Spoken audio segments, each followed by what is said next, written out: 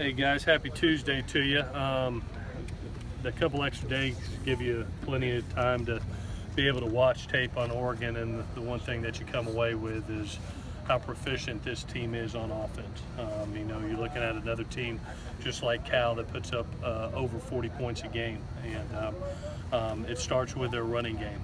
When you look at Royce Freeman and Tony Brooks James, you're talking about two different type of backs for two dynamic kids that are putting up 248 yards a game.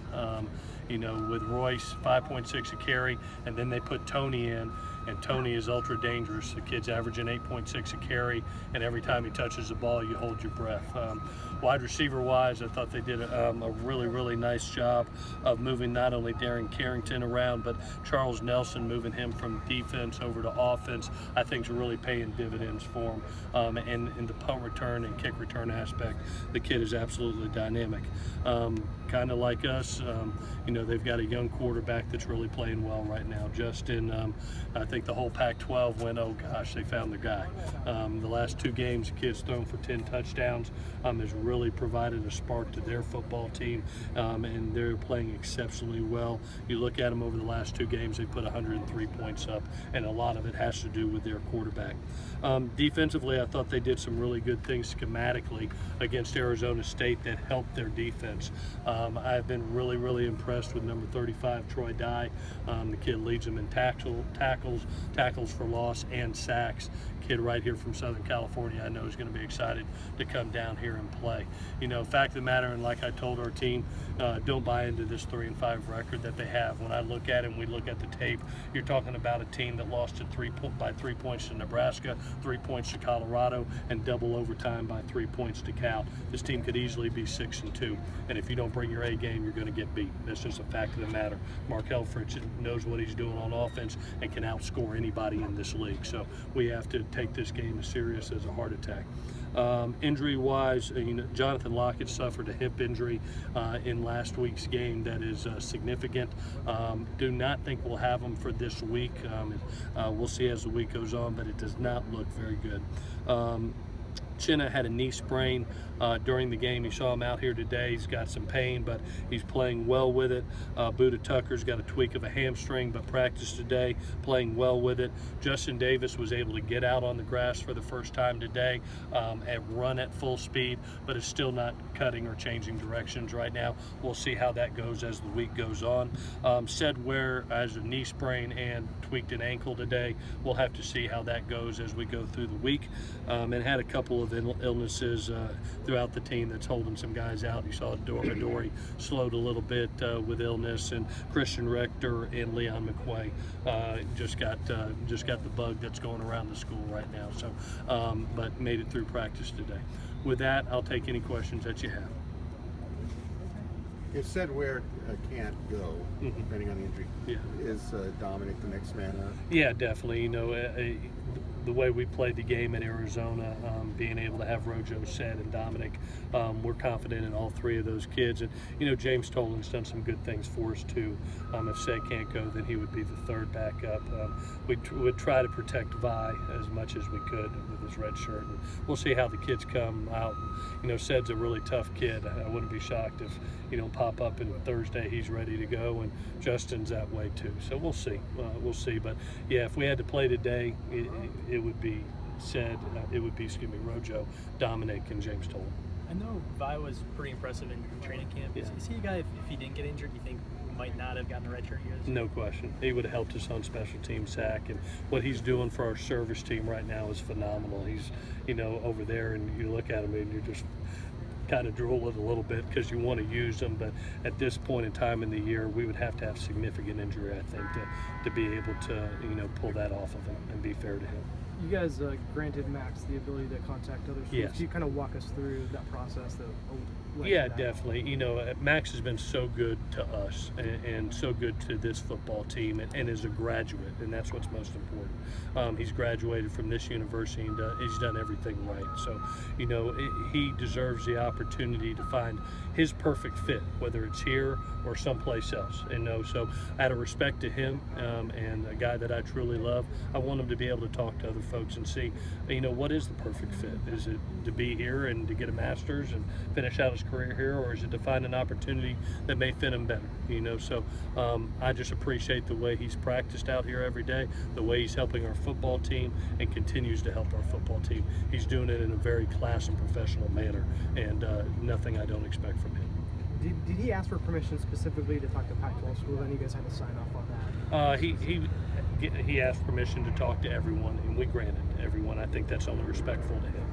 It's you want the best opportunity for yourself, and you don't know where that would be. And out of respect to the type of guy he is and how he's handled things around here, I personally think he deserves it. Did he just recently ask for the permission to release, or why now versus like the beginning? I think the biggest thing, and you can talk to him tomorrow, I think the biggest thing for him is just to get the word out. Obviously, he is a graduate, and to have the opportunity to, at the changes of the semester, if he chooses to do so, to be able to look around now and at least talk to people, and he deserves that. So there's no limitations. He could end up just theoretically UCLA or Cal. Or There's no limitations. Okay.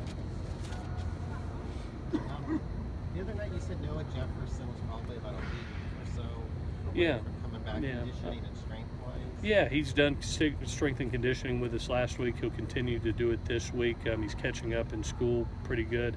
We'll see where he's at the end of the week, and hopefully get him back. Him and I talked Monday, and said, if we make it through this week and everything's going good, try to get him back out here and get him in some individual drills. So I'm hoping for that next week. We'll see how the end of the week goes there, Scott. The academics was the original reason for the absence. Right? Yeah, the academics, catching up on academics and being able to just get back into shape and form and strength and conditioning, and getting rid of any personal issues that he has. And he's in a good place right now, and hopefully that'll continue, and hopefully we can get him back here and start getting him back into football shape this week. What has Daniel Madurebebe been doing well these past few weeks? I think the lights kind of come on for him, picking up the system. He's playing extremely fast. We're fortunate right now to have a Taylor McNamara, a Tyler, and a Daniel. It's allowed us to play a lot more 12 personnel sets, some 2 tight sets that is really helping us. And each and every game, you look over the last 3 games, I think it's 5 touchdowns that those kids have created for us, and will continue to. So Daniel is a kid that I think has really progressed. If you remember him in high school, he was a flex wideout, and now he's almost 250 pounds. He's learned how to put his hand down on the ground. He's learning how to block on the point of attack, and doing a great job and progressing. Sometimes I forget he's a redshirt freshman, and so all 3 kids are doing a really nice job. Does Sam like looking for the tight ends, or have they just been getting over? The one thing I've been impressed by Sam, and I'm still blown away by it, is just I think he's taking what the defense gives him right now. When you look at the numbers, how they're breaking down, even the 5 touchdown passes last week, I went through and I go, okay, there's 4 different receivers that are getting it, and that's what's the most impressive. Is he's not really gluing in on one guy. He's just diagnosing the defense and taking what the defense gives him, and that's a sign of a good quarterback. He had 25 passes in that game. He made the one critical error, not seeing the free safety in the middle of the field, but for the most part, he's doing a lot of positive things, and one of them is distributing the ball. Oregon runs a lot of 10, 11 personnel, and with Lockett being down, he was playing so well. How does that impact the rotation in the secondary? Yeah, one of the things that we've been fortunate, if you remember, is, one, Ajane has really come on as a nickel, and then 2, we have the ability of Leon. Leon started the year as a nickel back, and, we have the ability to have not only Leon, but Marvell and Chris in the game also. So, we feel pretty confident in the guys that we have right now. Sad about Locke, because he was really playing some good football, but got an opportunity right now to kind of next man up, and whether it's Jane, whether it's Leon, I know they'll do a good job.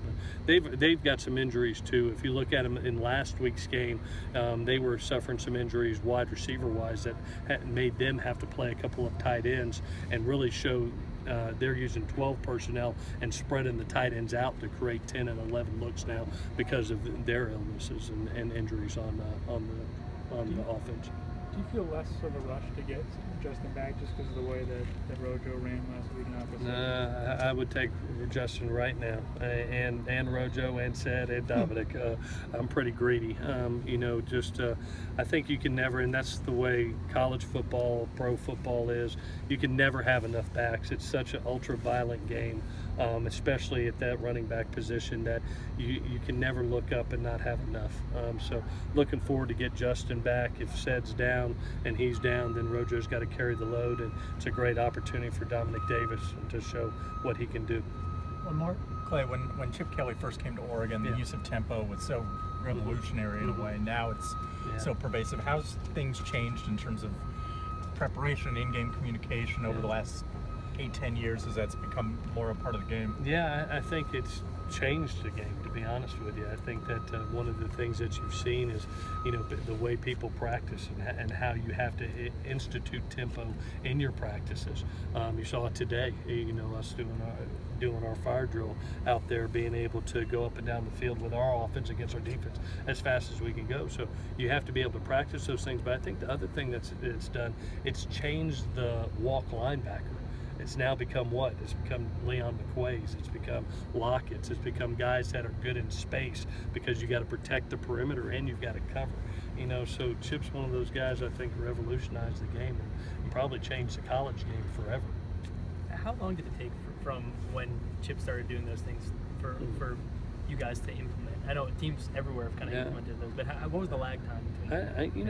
It usually probably takes a season to get to know. I think about the NFL, how it started off there, and then teams started to slowly catch up with it. And it was the same when it hit college. You had to learn how to control it and see how to cover that much grass. And we have a harder job in college because of our hash marks, how much field that we have to defend in that spread offense, no tempo, heavy tempo offense. We have to be able to protect the field. So it's changed your personnel, it's changed the way you practice, it's changed the simplicity of what you have to be defensively when you go against those teams, because you have to diagnose a formation, get lined up and go pretty quick. So it really has changed the game. All righty, guys, thank you so much.